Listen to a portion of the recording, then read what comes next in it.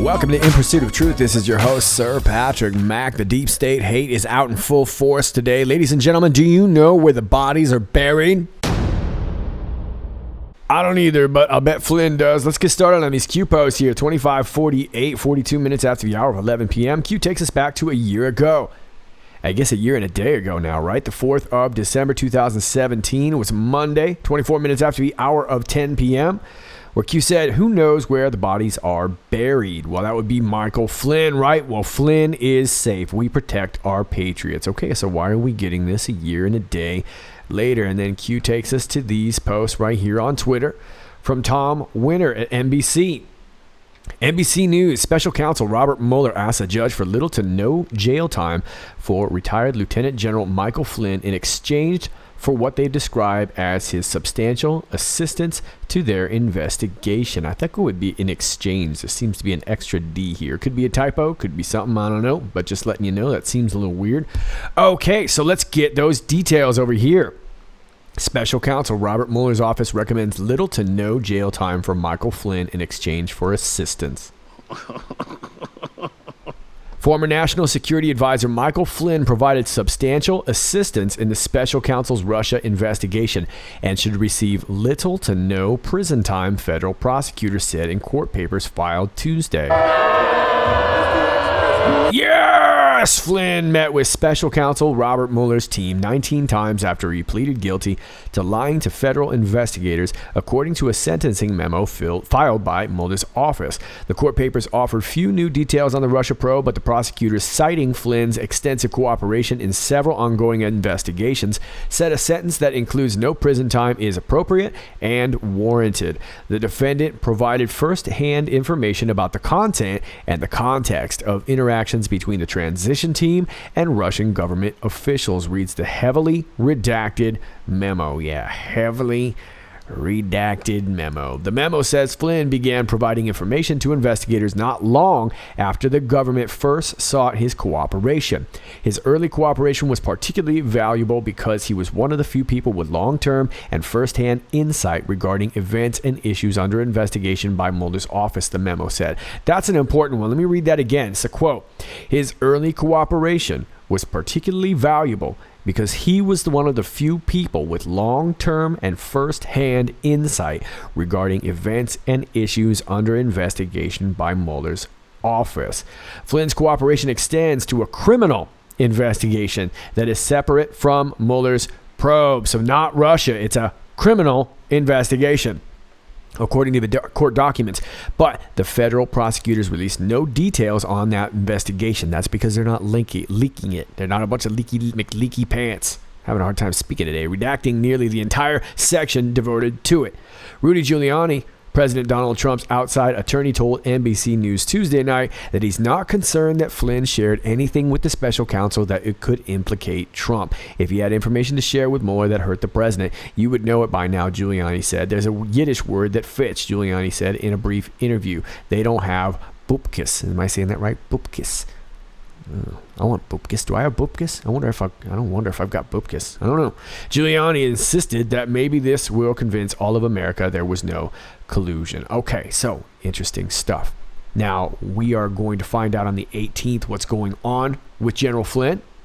There's a second Twitter status here also to Tom Winter.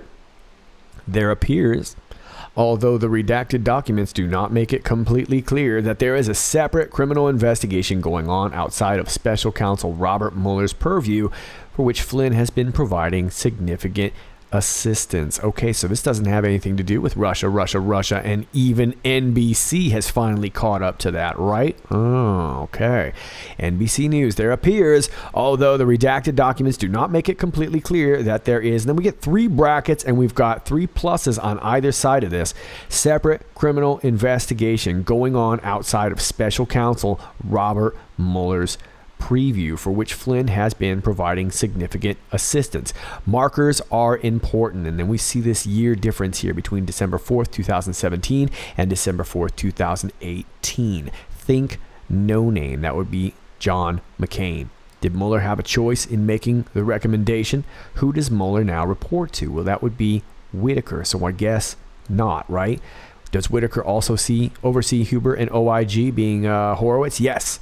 What cases is Huber and OIG plus team of 470 currently working on? Well, they're working on probably lots of things. They could be working on emails. It could be working on this FISA abuse. They could be talking about any kind of DOJ, FBI, CIA, alphabet agency abuse, essentially, right? Who has the servers? Well, I'm assuming that would be the NSA. Who has access to NSA UT Terminal 1 through 12? I would assume the Q team and NSA. Does FISA grant access to NSA umbrella collection? Well, that's a tricky one because we've talked a little bit about this whole Section 702 that essentially has to do with foreign nationals living overseas. And that was sort of the original premise, which was being used for some people, Carter Page, George Papadopoulos, and the like. And yes, you essentially could, because if you've got some sort of umbrella collection, you're getting not only their information, but you're getting anybody that's been calling them or any kind of access to them digitally. You are witnessing something firsthand in brackets that many cannot possibly comprehend or accept as reality. And then this is interesting here. Sci-fi or precision, I'm assuming to be military planning. Now, if you remember, we talked the other day regarding Bush's showing in Washington. And I showed you the little Q on the floor, which some people are, not real sure about and whatever, but I don't think that's the point.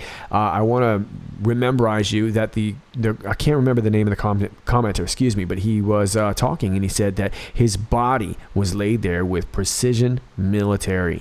It was military precision. That's what it was. Okay. So look, this is looking pretty precision to me. We're going to talk a little bit more about that. Let's move on through this. Coincidences revealed without violating national security. So keep in mind that this is a global epidemic, right?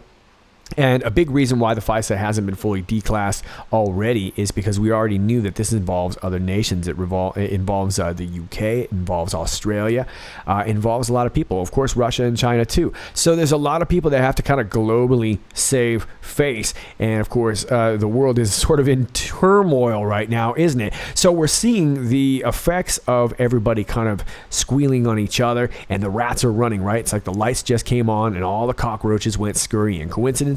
Mathematically impossible to be false. Coincidences bypass installed restrictions to prevent future legal attachments. Yeah, this is a long plan coming, okay? Which leads me to think that Whitaker was planned all along. Whether it was Whitaker himself or the actual just exercising of the plan. Clearly, there's been a lot of painstaking process going in here. Now, of course, it doesn't move as fast as we would like, but that seems to be the case. Comms understood, 5 out of 5. Yeah, I think we understand. Senate was the target. It was all about winning the Senate because we needed to appoint judges. We needed to be able to get through the judicial system. Now, the House is going to be able to tie up certain things, but probably not the crucial things, and I think that's going to be really, really key here. Now, Brian Cates over here on Twitter does a much better job of explaining this than I probably was going to for you. So let me go ahead and read this. Mueller's special counsel team recommends no jail time for Flynn because he was just so darn cooperative and all, given the special counsel 19 interviews. 19 interviews with the special counsel team. Watch everybody in the media instantly assume these 19 interviews involved Flynn flipping on Trump and spilling his guts for a year on all kinds of Trump-Russia 2016 election malfeasance. Obama didn't fire Flynn as the head of the DIA because Flynn wouldn't go along with all his happy talk about ISIS and the Muslim Brotherhood and the terror threat. I mean, sure, Obama didn't like that, but that's not why Flynn was fired. That's also not why the Crossfire Hurricane plotters went after Flynn first before they targeted anybody else in the incoming Trump administration. Flynn knows things about what was going on when Obama, Hillary, Kerry, and others were committing major crimes. Exactly. He knows where the bodies are buried. Uranium One, Iran deal, entire CIA networks in China and Iran getting rolled up. Once he copped a guilty plea, Flynn was free from any prior NDA restraints that limited his ability to discuss crimes he was aware of. Let me read that again. Once he copped a guilty plea, Flynn was free from any prior NDA restraints that limited his ability to discuss crimes he was aware of. Remember, how do you legally inject evidence. Because he was able to cop that guilty plea, he was able to spill that. The plea deal literally compelled him to cough up to the special counsel investigators any and all criminal activity he knew about, whether he himself was involved in it or not. And we've been talking about this for a long time. We suspected it for a long time, and a lot of people have clowned us about it for a long time. And now even NBC is copping to it. I knew this over a year ago when the deal was first announced. It was right there in the documents. People forget this stuff, but I don't. And read the filing tonight. It wasn't just the special counsel team Flynn has been talking to. He was talking to other people from offices inside the DOJ, and here it is. And you can see some of it is redacted here. The defendant has assisted with several ongoing investigations, a criminal investigation, and then you got ... there that is redacted. The special counsel office investigation concerning any links or coordination between the Russian government and individuals associated with the campaign of President Donald J. Trump, more redacted space. As part of his assistance with these investigations, the defendant participated in 19 interviews with the SCO or attorneys from other departments of justice, DOJ offices, provided documents and communications. So that makes a little sense as to why his sentencing has been getting kicked down the road, right? Once sentence is passed and he gets no jail time and he finishes any probation that may be assigned, Flynn is free to begin talking. And believe me, he's gonna talk and good. And that's exactly what we were just talking about right there with Flynn's sentencing getting stalled and delayed. It's because we knew so much more was going to come out. It's been literally a year, right? Addendum. Want to bet Flynn met with Horowitz and got interviewed about his encounter with Peter Strzok? Oh, I imagine that happened. And Joseph Pientka also had a talk with Horowitz. And let me remind you that Peter Strzok was friends with the very judge who was the one who basically accepted the plea deal and then recused himself. What was that all about? And we found that out through those texts. Also note, at the very beginning of the filing, the Mueller team admits the Crossfire Hurricane plotters started their targeting of Flynn based on an illegal leak of a classified intelligence report when the FBI already had intercepts and transcripts of the calls. Okay, so down goes Comey, down goes McCabe, down goes Peter Strzok, Lisa Page. The Logan Act violation, excuse for Strzok, confronting Flynn was BS. The FBI knew before the interview between Flynn and Strzok, Pientka, took place, there was no Logan Act violation. So the stated reason for the interview of Flynn is BS. Well done, Brian Cates. Thanks for your input. Now, in regards to these 3 pluses and brackets, I'm wondering if Q is referencing the House of Saud. As you can see, this was sort of explained back in post 133 that this was related to the House of Saud. 1 plus being Soros, 2 plus being the Rothschild, and 3 being the House of Saud, sort of making this pyramid, if you will. And what we're essentially talking about is pure evil, but most likely Flynn could be giving assistance towards investigations regarding that. Now, Q also mentions no name here. Now, I would like to thank an Anon who sent me this earlier from the U.S. Department of Justice. U.S. soldier sentenced to 25 years in prison for attempting to provide material support to ISIS. Ikaika Eric Kang, 35, a sergeant first class in the U.S. Army, formerly stationed at Schofield Barracks, was sentenced today to 25 years in prison for attempting to provide material support to the Islamic State of Iraq and Al-Sham, a designated foreign terrorist organization. Kang was sentenced to 240 months on counts 2, 3, and 4 to run concurrently, and 60 months on count 1 to run consecutively, for a total of 300 months, being 25 years in prison. As part of his sentence, Kang will serve 20 years of supervised release following his incarceration.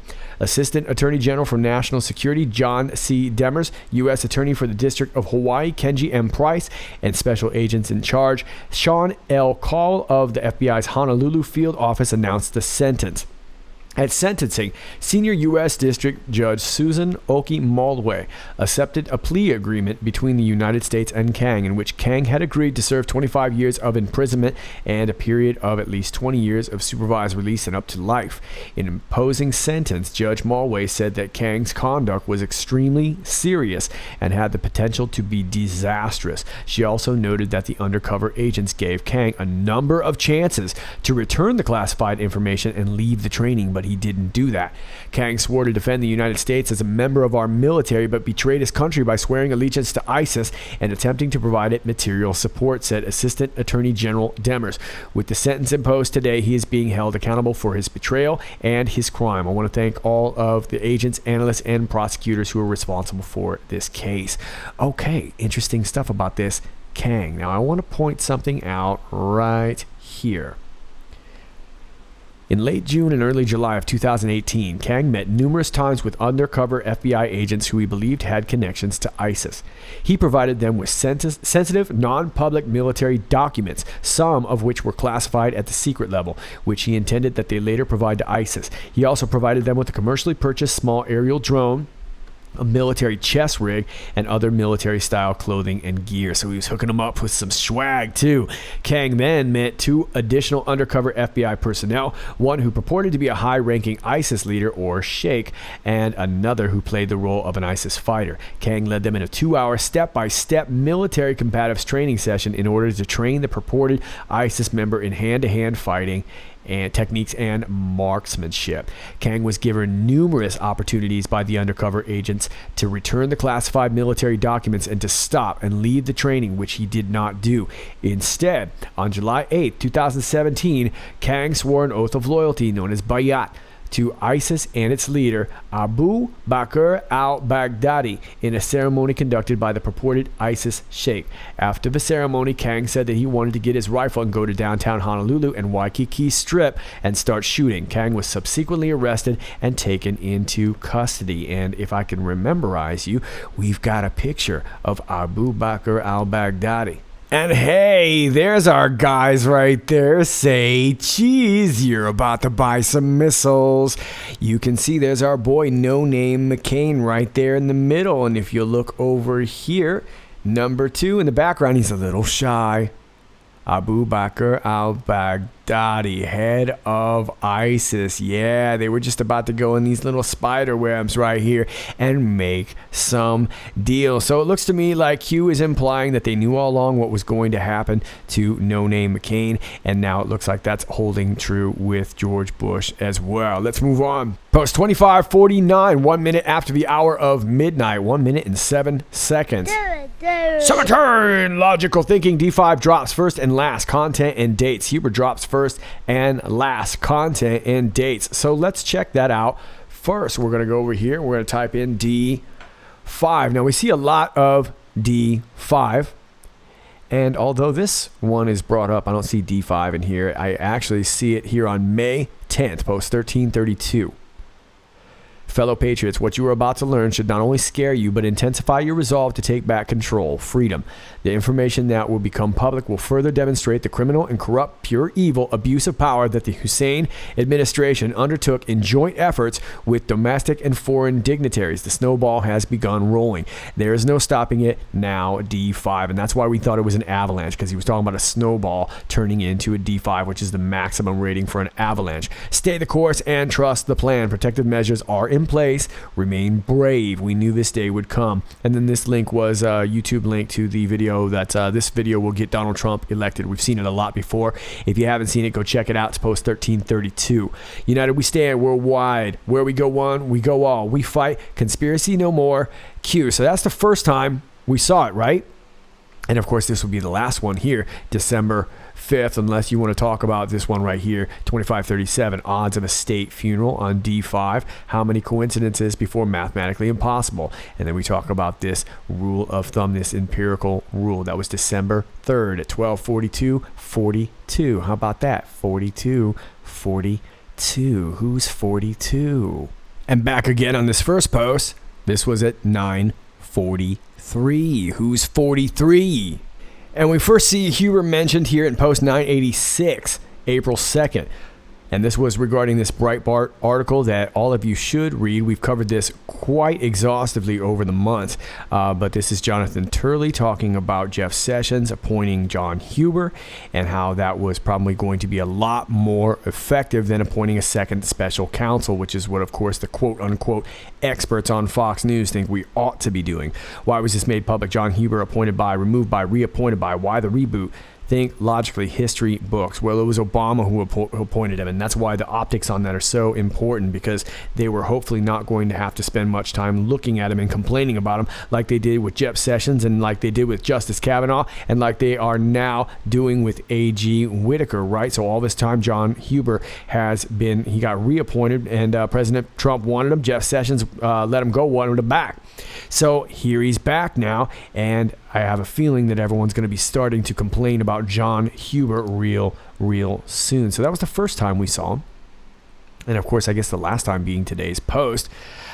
Before that, I guess it would have been 25/25, December 2nd, where we see panic regarding Huber. So this was just a few days ago, and we were talking about this, how everyone was starting to go after Whitaker, and although they haven't yet done that with Huber, they're about to do the same thing they're doing with Whitaker regarding Huber. So it remains to be seen what happens with Huber's testimony, but that's going to put them in a panic. So those are the first and last dates. So those are your content and dates, and essentially we're talking about everything that Huber is investigating. Role of Huber as portrayed by Q, well, he's sort of our Punisher, right? And this guy is tasked with investigating everything in regards to the Clinton Foundation, their relation to the House of Saud, human trafficking, remember Alice and Wonderland, right? There's lots of things going on here. What are the odds, mathematical probability that Huber would be scheduled to testify regarding Clinton Foundation on D5? Yeah, how about that? Amazing odds, huh? What are the odds, mathematical probability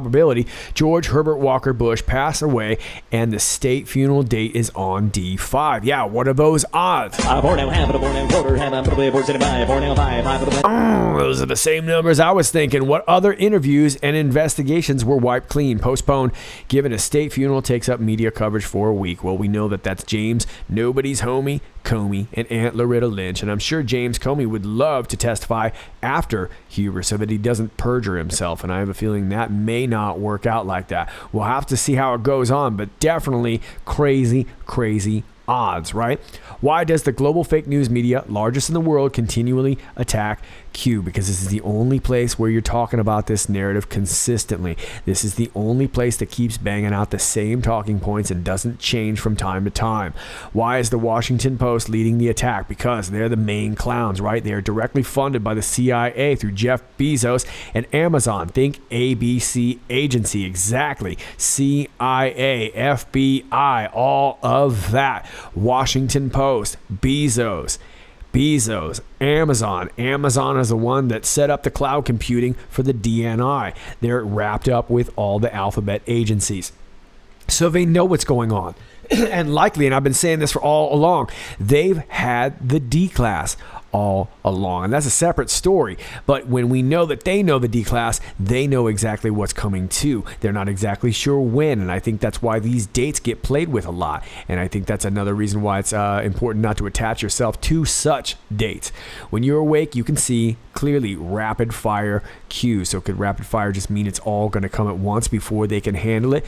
We saw the term rapid fire back here on post 1434 back in May 22nd. Reread slowly and carefully, and here's again that same Breitbart article. Did you see the Paul Ryan interview a short time ago? When you are no longer seeking another term, you are free to make better decisions. Yeah, remember, Paul Ryan, fairly young guy, decides to give up all his political aspirations. As Speaker of the House, decides to step down, not going to seek another term. Maybe that was his freedom to make better decisions. Rapid fire flood is coming. Future proofs past, and then we got CNN in brackets. Hopefully CNN will be going away. Post 2550 posted at 2 a.m. and 44 seconds. We had 41, 2, 3, and 4. Justice JPEG, and we've got this picture of Old Glory right here, and we get a Twitter link. Q says, attention on deck for God and country. And if you don't know, attention on deck means get to your feet, get tight, get right, get your belt line right, because we got somebody walking in that's important. This is Barbara Flynn Redgate, sister of Mike Flynn. We just wanted to let everyone know our family will be forever grateful for the outpouring of love, prayers, and messages we have received today. We are deeply moved and thankful. God bless you. God bless General Mike Flynn. All right, very good stuff. And there's the man right there giving Nice Bravo Zulu salute right there. So stand up, Patriots, and recognize. Post 25:51, 8 minutes after the hour of 2 a.m. We get this from the other day on the 3rd. Post 25:40. And Q is reminding us that everything got postponed because of the funeral. Postponed. Well played, Deep State. Please allow us to counter. Now, the way I'm taking this is since they now went ahead and postponed Comey's and Loretta Lynch's testimony, the counter was to go ahead and make sure that Michael Flynn's sentence gets put back until after they testify. That's my guess, because like I said, Comey doesn't want to go ahead and perjure himself, and so he wants to try and see if he can find this out after Huber drops, and I think he would have liked to have done it after Flynn's sentence, but that's not going to probably work. So we'll have to see how this plays out, but it's moves, counter moves, but either way, like I said, Comey's feet are to the fire. Loretta Lynch, the same. Now, Comey made an agreement saying that he will testify behind closed doors, but he wants a transcript within 24 hours, and he wants to be immediately able to talk to the public, which sounds to me like he's going to go ahead and dish what he's got, and then he's going to start tweeting or talking in code or whatever, and probably have a bunch of people rushing to find ways to corroborate his story. That would be my guess, but it looks like massive panic in D.C. All right, those are your Q posts. As always, if you like this video, please click like, share, and subscribe. Thanks to all of you who are already doing that. If you are new to my channel, please keep in mind that all those things will be undone from time to time because social media doesn't like you and I being together. They'll unclick you, unnotify you, and unsubscribe you from time to time. So just keep checking back. All my links are down below, my Gab, my BitChute, my Brighteon.com, my Patreon link if you'd like to support the channel, and my email, and I've got a P.O. box down there too if you're really old school like me. All right, kids, I am over here on Twitter at IPOT1776, where I like to shoot my mouth off quite often. That's IPOT1776, and that link is down below too. All right, then, this is Sir Patrick Mac, and until next time, stay patriotic.